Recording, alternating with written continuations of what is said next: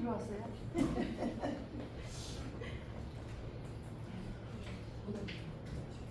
완벽주의 내면 부모와 내면 아이 체크하는 날이 있거든요. 네. 그거 체크해 보셔야 어떤 부분에서 내면 부모가 이렇게 작동을 하는지 내면 아이가 작동을 하는지 좀 찾아보실 수가 있어요.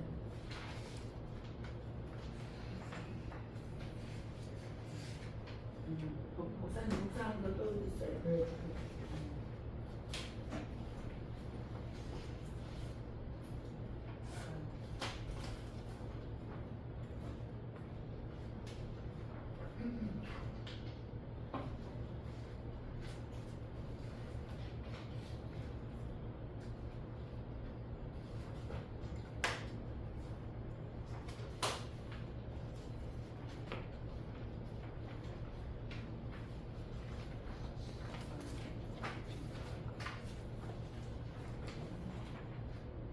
체크하는 거요.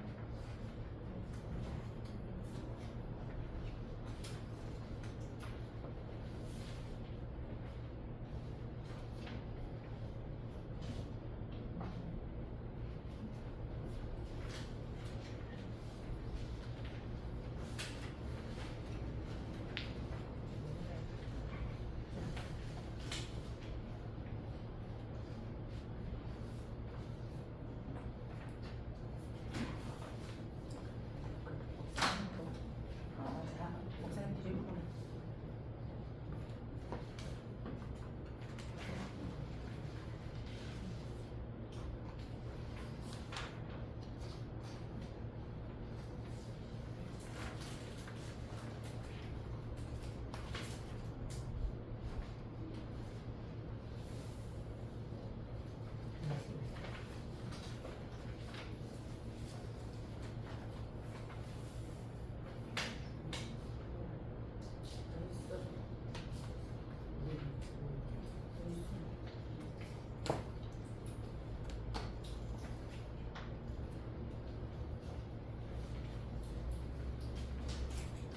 다 하셨나요?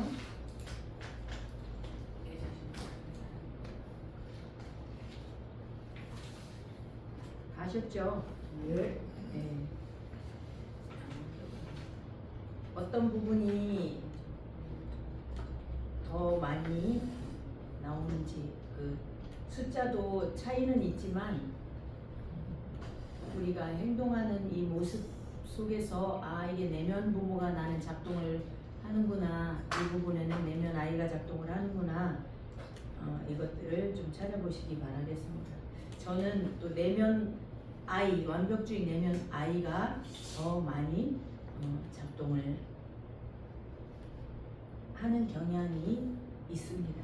여러분들은 완벽주의 내면 부모가 더 많이 작동을 하는지, 또 나는 완벽주의는 없네요 이렇게 하는 분도 있을 것입니다.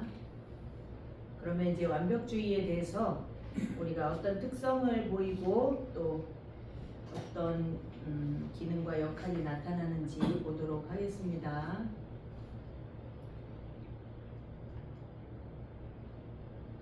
우리가 이렇게 완벽주의라고 하면은 일상에서 이렇게 조금 눈에 띄는 행동들이 드러나요. 그러니까 완벽주의가 나쁘진 않은데 지나치게 완벽하려고 하는 것들, 그러니까 강박으로 많이 가는 게 완벽주의의 이런 부정적인 모습이에요.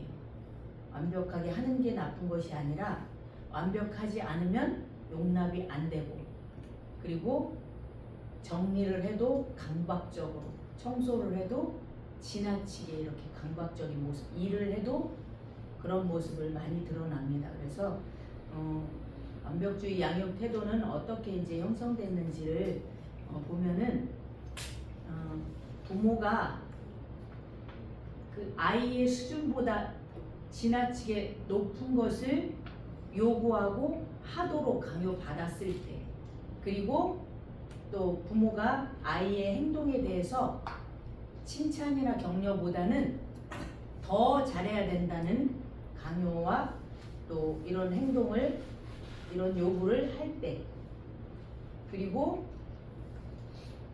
또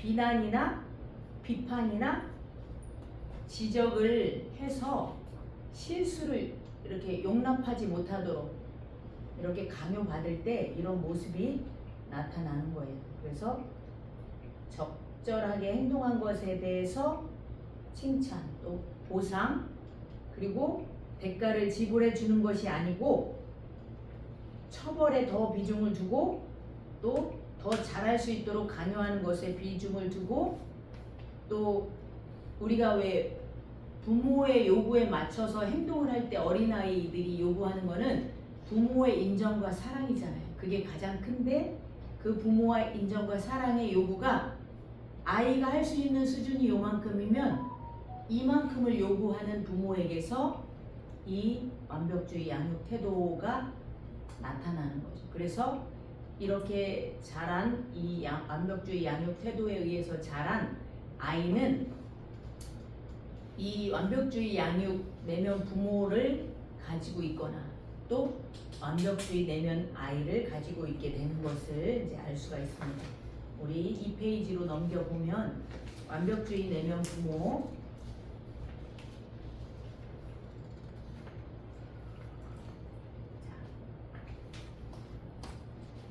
완벽주의 내면 부모 이렇게 네 가지가 나오죠. 원인, 완벽주의 성격의 발달에 영향을 주는 원인으로 부모의 네 가지 행동을 이렇게 제시했는데 이렇게 표현하고 있습니다. 부모의 과도한 요구나 비판. 두 번째, 자녀의 행동에 대한 부모의 높은 기대와 기준. 세 번째, 자녀의 행동을 위하여 부모가 제시하는 기준이 없거나 불분명한 경우. 또 네 번째, 부모가 완벽주의적인 태도와 행동의 모델을 보일 경우. 이런 경우에 완벽주의 내면 부모의 양상을 이렇게 보여줍니다. 자, 그러면은 중간쯤에 이렇게 보면 완벽주의 내면 부모의 특징과 역할이 나올 거예요. 거기 한번 보겠습니다. 밑줄 그어져 있는 데를 이렇게 보겠습니다. 비교의식이 강하며 결코 실수를 용납하지 않으며 작은 실수도 크게 확대해서 해석한다. 잘한 것보다 못한 것에 보상보다 처벌에 관심이 있으며 때로는 거절의 태도를 나타내기도 하고 종교적인 율법주의에 빠질 수도 있다. 그래서 선과 악의 이분법적인 이런 생각이 강해서 옳지 않으면 다 틀렸다 이렇게 보는 거예요. 완벽하지 않으면 다 아무것도 아니다 이렇게 보는 거죠.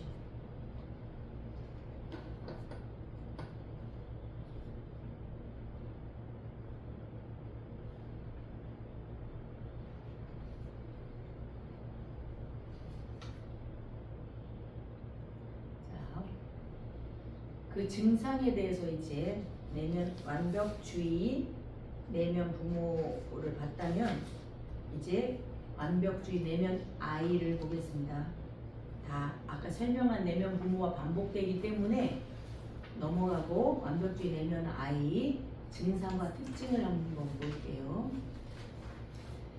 자녀가 완벽해지기를 기대하고 요구하는 부모의 양육 태도.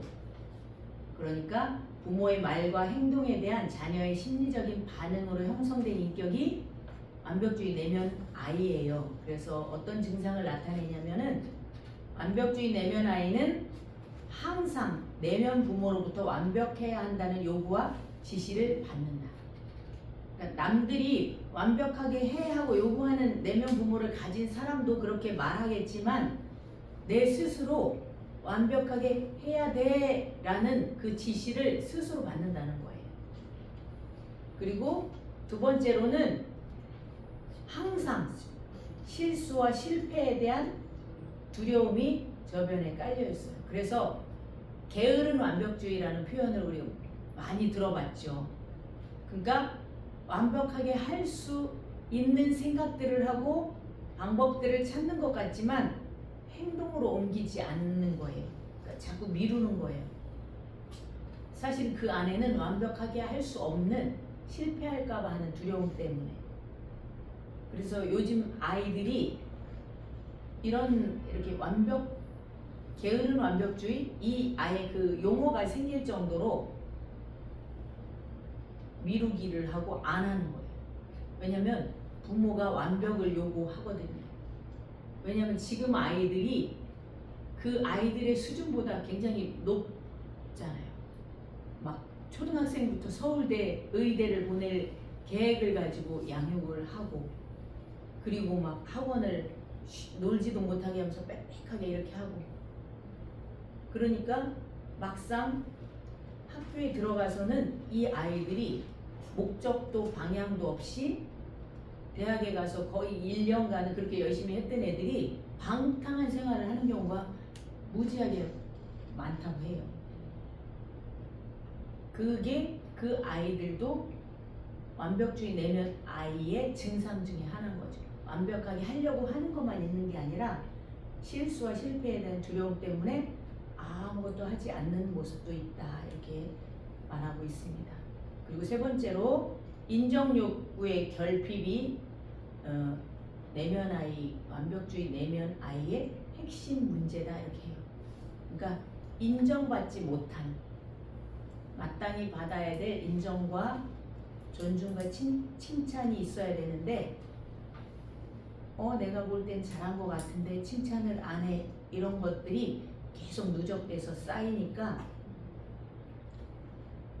아이들에게 인정욕구의 결핍이 그 특징으로 나타나 있다는 것입니다. 네 번째는 자기 삶에 대한 기쁨과 만족이 없다. 다른 사람과 가까워지면은 자기의 불완전한 모습이 보일까 봐서 아예 관계 안으로 들어가기를 두려워하는 거예요. 완벽하지 않으면 거절받을 거야 하는 거절에 의한 상처 때문에 관계 회피도 있지만, 완벽하지 않으면 수용받지 못한다는 마음 때문에 관계에서 이렇게 불안의 모습, 그래서 스스로 고립, 외로움과 슬픔과 우울을 느끼면서 스스로 고립시킨다, 이런 특징을 갖고 있습니다. 그리고 다섯 번째로 남을 많이 의식하면서 눈치를 본다. 왜냐면은 그 기준이 상대한테 맞추는 거잖아요. 상대가 인정할 때까지 하는 게 내면 아이로 있기 때문에 내가 이것을 했을 때 상대가 반응이 없으면 불안을 느끼는 거죠. 그리고 여섯 번째로 완벽주의 내면 아이의 핵심 감정은 수치심이다. 왜냐면 이 수치심의 근본은 실패잖아요. 그러니까 잘해도 더 잘해야지. 90점을 맞고 칭찬을 기대했는데 친구 니네 반에 100점 맞은 애 있어? 이렇게 2등을 해서 칭찬받는 게 아니라 1등 못한 걸 꾸중을 듣거나 이런 경우, 이게 다 여기에, 그래서 수치심의 이 감정은 완벽주의 내면 아이의 특징입니다. 브래드 쇼가 건강한 수치심과 해로운 수치심을 구별해 놨어요. 그래서 우리가 건강한 수치심은 우리는 연약하기 때문에 사랑과 도움이 필요한 존재야 라는 것을 가지고 있는 것과, 또 우리가 다른 사람을 그렇게 대하는 것을 건강한 수치심이라고 하는데, 건강하지 않은 해로운 수치심은 우리가 사랑과 존중이 필요하고 도움을 받을 존재인데 그걸 부정하는 것이고, 또 스스로 그런 걸 받을 자격이 없어라고 생각하는 것을 해로운 수치심이라고 생각하는 거예요. 그래서 이 수치감이 큰 특징을 보이는 경우는 완벽주의 부모와 학대하는 부모와 거절하는 부모에게서 많이 나타나는 특징이라고 합니다. 그 다음에 완벽주의 내면 아이를 가진 사람은 시기심과 질투심에 시달릴 때가 많다. 질투, 여기 이렇게 구별을 해놨죠. 시기는 둘 사이에서 내가 가지지 못한 그것을 가진 대상에 대해서 품는 마음이고, 질투는 3자 관계에서 내가 좋아하는 대상을 독점하고자 하는 그런 마음이래요.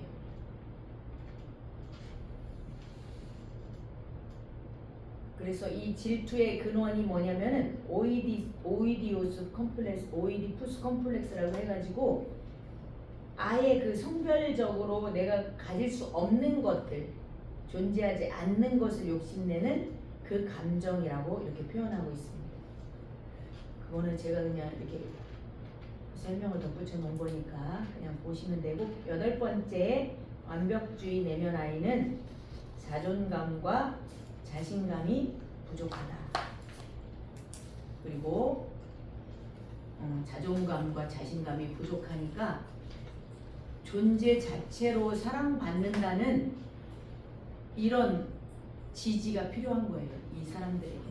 완벽주의 성향의 사람들이 우리나라에 굉장히 많이 있습니다. 왜냐면은 우리나라는 사회나 공동체에 합당한 사람으로 양육받았기 때문에 우리나라가 유난히 타인의 눈치를 보고 수치심이나 또 만족감이 별로 없는 거예요. 그래서 행복지수가 굉장히 낮은 이유가 바로 그 완벽주의. 우리는 아닌 것 같잖아요. 문화적으로 전체가 다 그러니까. 그런데 우리나라에는 이 존재 자체라는 것보다도 너 어떤 사람이야, 뭘 이뤘어, 직책이 뭐야, 명함을 굉장히 명함에 막 10가지 20가지, 선거 때 보면은 20개 막 작게는 10개에서 20개가 빡빡빡하게 있잖아요. 아무 의미 없잖아요.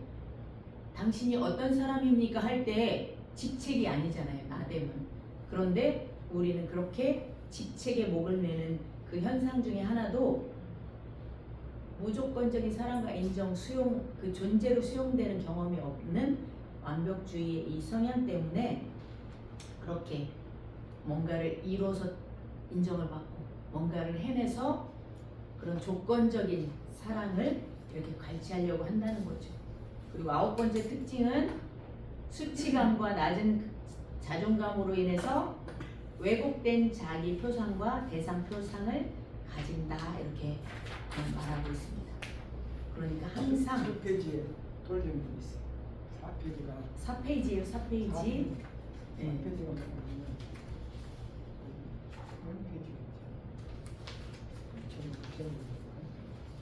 자기 자신에 대해서는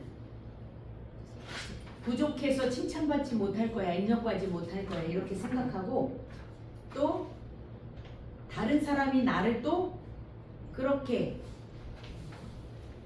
실수나 이런 것들에 대해서 실수하면 용납하지 않을 거라는, 다른 사람도 자기 자신도 스스로 용납하지 못하는 대상으로 이렇게 본다는 거죠. 그래서 왜곡된 자기 표상, 다른 사람이 그 정도면 잘해 하고 칭찬하는데도 못 믿는 거죠. 아닐 거야, 거짓말하는 걸 거야, 이렇게. 10번째 봅니다. 완벽주의 내면 아이는 현실적으로 실천하기 어려운 목표를 세워요. 그래서 목표만 막 세우고 계획을 세우지만 정작 이것을 실천하기가 어렵다고 아까도 표현한 것처럼 현실적인 목표가 아닌 현실적으로 실천하기 어려운 지나친 높은 목표를 세우고 그것을 몰입하다가 또 자기를 실패자라고 이렇게 몰아가는 것입니다. 11번째, 성공과 성취에 집착하고 몰두하면서 일에 몰두하여 일 중독에 빠질 가능성이 있다. 이거를 보여준 게 그 우리가 스카이캐슬의 부모들 중에 거기 나오잖아요. 그쵸? 피라미드 싹 해놓고 거기 딱 그 꼭대기까지 도달해야 되는 목표 해놓고 거기에 막 끼워 맞추려고 하는 부모들의 모습이 완벽주의, 그리고 그 안에서 자기 자신이 이 내면 아이를 가지고 있다는 것을 알 수 있습니다.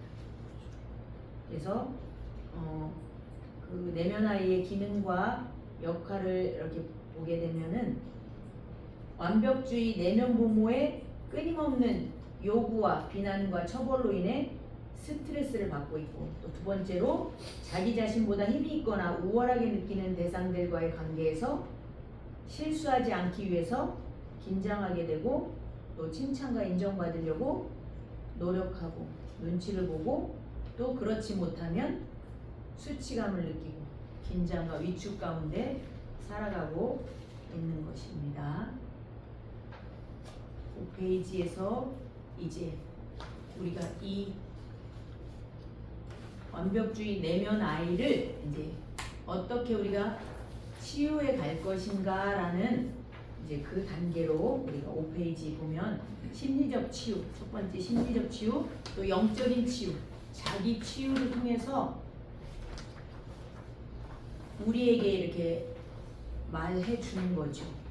그리고 심리적인 치유는 인간은 완벽한 존재가 아니라는 것에 대해서, 그리고 인정과 사랑과 존중을 한없이 줘야 되는 거예요. 조건적으로 주면 안 돼요. 이 사람들한테.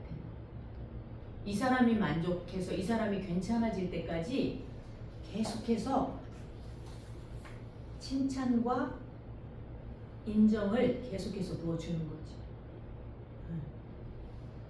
우리 심리적 치유 거기 한번 보겠습니다. 치유적 논의는 심리적 치유, 영적 치유, 자기 치유라는 세 측면에서 다루어지는데, 완벽주의 내면 아이가 지닌 문제 중에 하나는 인정 욕구의 탱크가 채워지지 못한다는 것이다. 그래서 여기 학자가 이렇게 표현한 것이 있는데 넘어가고, 부모를 이상화시키고 자기를 이상화시키는 이런 부분이 나타나는 거예요. 그래서 거기를 읽어보겠습니다. 부모를 어떻게 이상화시키냐? 부모가 자기의 욕구를 충족시켜주고 행복하게 만들어줄 것이라고 느끼며 부모를 이상적인 대상으로 바라본다. 그 결과 유아의 마음속에 이상화된 부모 원상이 만들어지는데, 부모의 실망과 포기의 과정이 급진적이지 않고 점진적으로 이루어진다면 이상화된 부모 원상은 변형적 내재화 과정을 거쳐서 자아 이상으로 바뀐다. 자아 이상은 유아가 실현하고 싶어하는 현실적인 목표가 된다. 그러나 이상화된 부모 원상의 갑작스러운 포기나 때이르는 붕괴는 오히려 그런 부모 원상을 집착적으로 고수하게 함으로써 건강한 자기 이상의 발달을 방해한다. 자신의 내적 굶주림을 채우기 위해 외부 대상을 계속 추구한다. 그러나 이런 대상 추구는 대상 자체의 특성 때문에 아니라 자기 내부의 결함을 메우기 위해서 추구하는 것이다. 이것은 자기애적 성격 장애의 두드러진 특징이다. 자기애적 성격 장애를 지닌 사람은 대상을 자기 안에 두고 자신의 결함을 채우기 위해 대상을 이용한다.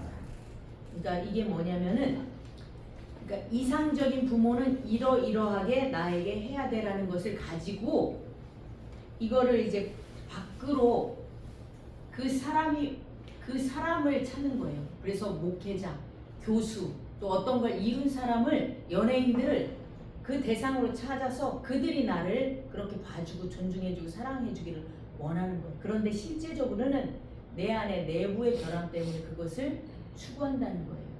그래서 그 추구하는 그 대상이 진짜로 내 안에 결핍된 거지 실체가 아니라는 것을 알아야 된다, 이거를 표현하는 거예요. 안 그러면은 자기애적 성격 장애처럼 이것을 스스로에게 다른 사람이 다 나를 위해 움직여줘야 돼라고 또 그렇게 가는 경우가 있거든요.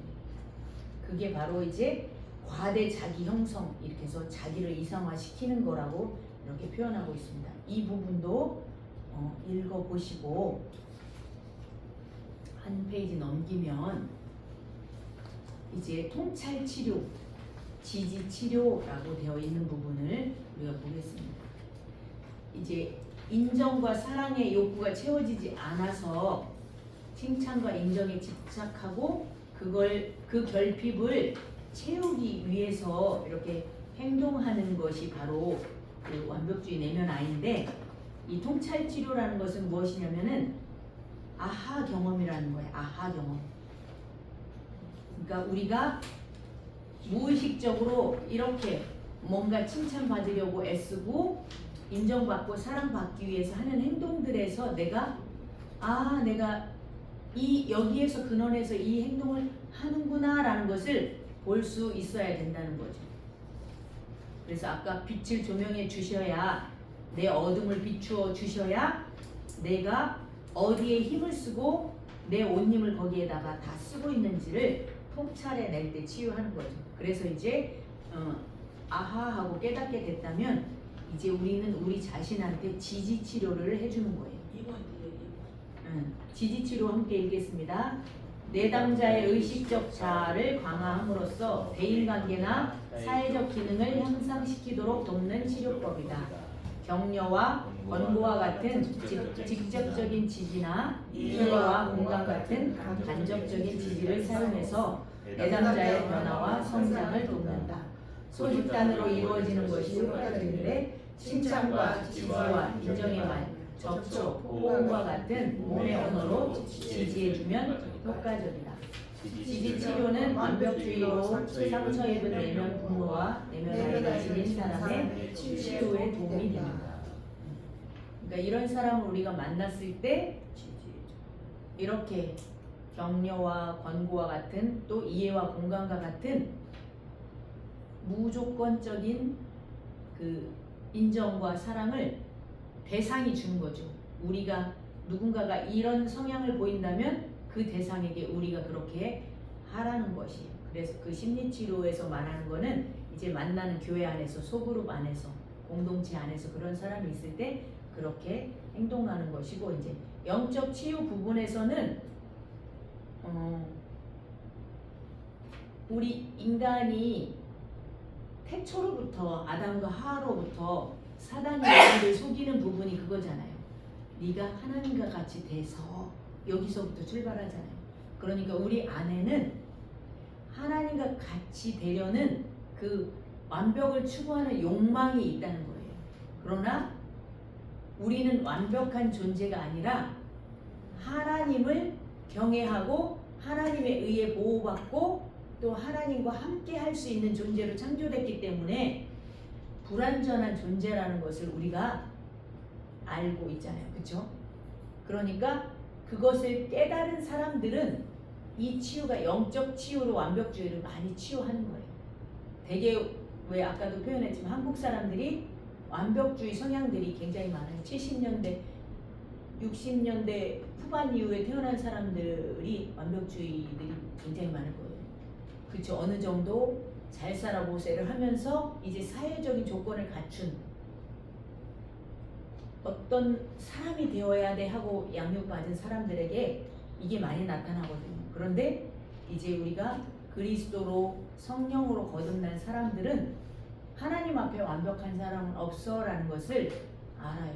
근데 이게 치유가 안 되면 하나님 앞에서도 완벽하게 해야 하나님의 사랑을 받아라고 생각을 하고 교회 안에 막 열심히 헌신하고 또 맡겨진 걸 다 하면서 탈진하고 이런 증상들이 많이 나타나는 그런 유형들이 바로 완벽주의 내면아이 이런 증상입니다. 그래서 하나님으로부터 인정받는 것은 완벽하기 때문이 아니라 우리는 본래 불안정하고 완전하지 않은 존재임에도 불구하고 하나님이 우리를 이미 죄인이었을 때 이미 우리가 하나님도 알지 못할 때 구원하여 주신 그런 분이시다. 그 은혜에 대해서 눈을 뜰 때 이 영적인 치유는 가능하게 되는 거죠.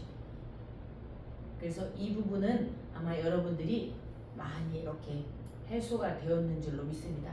그렇다면 이제 끊임없이 내 안에서 그 완벽주의 내면 아이가 발동할 때 이제 어떻게 치유해야 되는지 자기 자신이 우리를 어떻게 치유해야 되는지 이 부분이 제일 중요하니까 이 부분은 우리가 다 같이 이렇게 뒤에 이렇게 보면은 언어적인 자기 지지 요법이 나오잖아요. 그래서 이것이 사람의 뭔가 마음은 신경세포로 연결돼서 언어를 통해서 자기가 경험을 한 다음에 또 자기가 경험한 것을 또 타인과 상호작용을 계속하면서 반복적으로 이렇게 이 소리를 들을 때 이게 내 안에서 자연스럽게 스며서 치유가 된다고 해요. 그래서 언어의 효과가 실제로 굉장히 파장이 크대요. 그래서 하나님도 너희 말이 내 귀에 들린 대로 내가 행하리라 하신 것처럼 우리가 들려지는 그 불평대로 그럼 이루어 줄게. 그것처럼 우리가 긍정의 메시지를 던질 때 그 긍정이 내가 듣고 상대가 듣고 또 파장이 되어서 하나님이 듣고 응답해 주시는 것처럼 우리가 그 치유를 이룬다니까. 언어적 자기 지지 요법은 일단 큰 소리로 한번 선포하겠습니다. 앞에 자기 치유 거기 중간 부분에 보면은 이렇게 좀 붉은 글씨로 되어 있는 위에 줄부터 읽겠습니다. 서로를 대하는 관계 방식이 바뀌는 것을 의미한다. 거기부터 볼게요. 내면 부모가 사용하는 억압, 금지, 요구, 지배, 통제 등의 관계 방식을 이해와 수용으로 바꾸는 것이며 내면 아이가 지금까지 해왔던 방어, 저항, 회피, 충돌 등의 관계 방식을 협력과 자발적인 선택으로 바꾸는 것이다. 그러므로 자기 지지는 내면 부모와 내면 아이가 함께 치유되는 효과가 있다. 내면 부모는 완벽하라고 요구하고 또 내면 아이는 완벽하게 하려고 하기 때문에 둘이 충돌을 겪고 스트레스로 인해서 이 증상들이 나타나는 것을 이제 서로 완벽주의 부모와 완벽주의 내면 아이가 이제 서로 수용해주고 이해해주고 협력해주는 그 자발적인 선택을 통해서 바꿔나갈 수 있다. 이렇게 말해요. 그래서 브래드 쇼는 이렇게 큰 소리로 자주 외치라고 해요. 거기 브래드 쇼는 거기 큰 소리로 외쳐보십시오. 나는 나 자신을 사랑하며 무조건 날 받아줄 것이다. 이걸 큰 소리로 외치다. 나는 나 자신을 무조건 받아줄 거야. 이렇게 해줘. 그리고 조코뎁도 그렇게 말하고 있습니다. 당신을 희생하면서 사랑을 받으려고 할 필요가 없다. 삶의 중심이 되며 가장 중요하고 단순한 관계는 자기 자신과의 관계이다. 당신이 살아오면서 만난 모든 사람들 중에 당신이 잃어버리지 않을 수 있는 유일한 사람은 오직 당신 자신뿐이다. 나를 잃으면 모든 것을 잃는다. 이렇게 표현했잖아. 그렇죠? 거기 이제 언어적 자기 표현에 이렇게 나와 있지만 모든 것을 다 넣을 수 있어요. 생각나는 것들. 한번 여기 선포해보고 집에 가서도 자기 자신에게 표현해 주시기 바라겠습니다.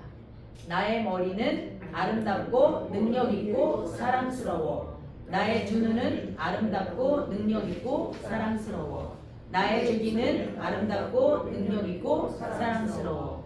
나의 입술은 아름답고 능력있고 사랑스러워.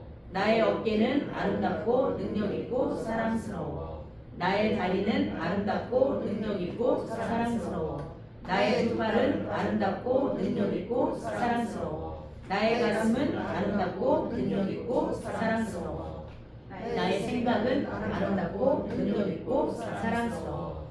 나의 마음은 아름답고 능력있고 사랑스러워. 나의 영혼은 아름답고 능력있고 사랑스러워. 나의 꿈은 아름답고 능력있고 사랑스러워. 나의 사랑은 아름답고 능력있고 사랑스러워. 나의 삶은 아름답고 능력있고 사랑스러워. 나의 미래는 아름답고 능력있고 사랑스러워. 나의 남편은 나의 아내는 아름답고 능력있고 사랑스러워. 나의 자녀는 아름답고 능력있고 사랑스러워. 나의 가족은 아름답고 능력있고 사랑스러워. 나의 교회는 아름답고 능력있고 사랑스러워. 다른 거 생각나는 모든 것들을 넣어서 내 옆에 나와 함께 존재하는 모든 것에 대해서 아름답고 능력있고 사랑스럽게 존재하고 있다는 인정을 해주는 거예요.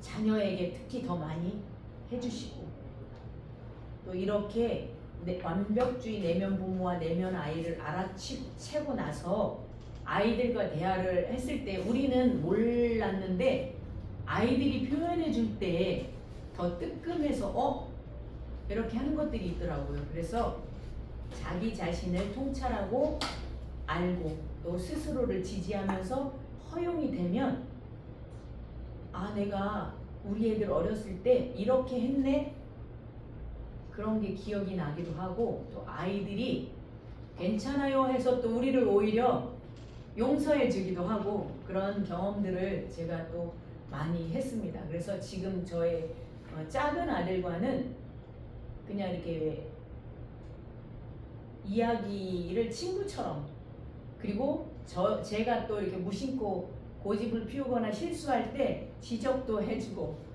그렇게 또 도움을 주는 그런 친구 같은 역할을 또 지금 하고 있는 것 같아요. 이런 공부를 통해서도 뿐만 아니라 우리가 왜 여러분들도 그럴 거예요. 그런 경험을 했을 거예요. 하나님을 믿고 어느 선에 해결이 되는데 계속 반복되는 것. 그래서 왜 치유나 또 내적 치유나 또 상담이나 이런 거를 공부를 하게 되면서 알아차려지는 것들이 있거든요. 그런데 그거는 중요하지 않아. 이게 중요해 하지만 어느 한계가 되면 내 힘으로 할 수 없는 그 한계가 오거든요. 그때 하나님이 영적인 치유를 이미 이루어 주셔요. 그리고 나중에 그것을 해결하고 이런 공부를 할 때 아 우리가 몰라서 그렇지 이런 부분에 치유를 주셨구나. 그런데 언어로 정리가 안 되니까 이게 힘이 약해지더라고요. 그래서 이제 여러분들이 영적인 치유는 많이 되었지만 이게 언어적인 힘이 돼서 자녀들에게 주려면 이제 심리 내적인 치유와 자기 치유의 언어들을 가지고 이렇게 선포하는 거예요. 그래서 주일학교에서 만나는 사람들, 교회에서 만나는 성도들, 또 공동체에서 만나는 사람들 그런 분들을 이제 꺼내 주시길 완벽한 그 구덩이에서 꺼내서 실수해도 괜찮은 공동체로 좀 이끌어 주시기를 축복하겠습니다. 마치도록 하겠습니다. 감사합니다. 기도하겠습니다. 하나님 감사합니다. 저희들이 완벽주의 내면 부모와 내면 아이의 또 그 구조 속에서 우리가 많은 수치심, 인정이 채워지지 않은 또 결핍된 마음들 그리고 또 외로움들 그리고 또 애쓰며 힘쓰며 살아왔던 그런 시간들이 누구의 탓도 아닌 우리의 삶의 또 생존의 방식에 또 잘 살기 위한 한 방법 중에 하나로 우리가 살아온 것 뿐입니다. 주님께서 우리를 알게 하여 주시고 변화시켜 주시고 이제 새롭게 조명하여 주셔서 힘있는 또 자유로운 주님의 은혜를 누리며 살아갈 수 있는 저희가 될 수 있도록 축복하여 주옵소서. 남은 시간도 주님께서 함께하여 주시고 또 큰 은혜로 또 지혜로 또 우리의 또 모든 온 몸과 마음으로 함께할 수 있도록 인도하여 주시고 주님께 모든 것을 맡기며 감사드리며 예수님의 이름으로 감사하며 기도드렸습니다. 아멘. 감사합니다.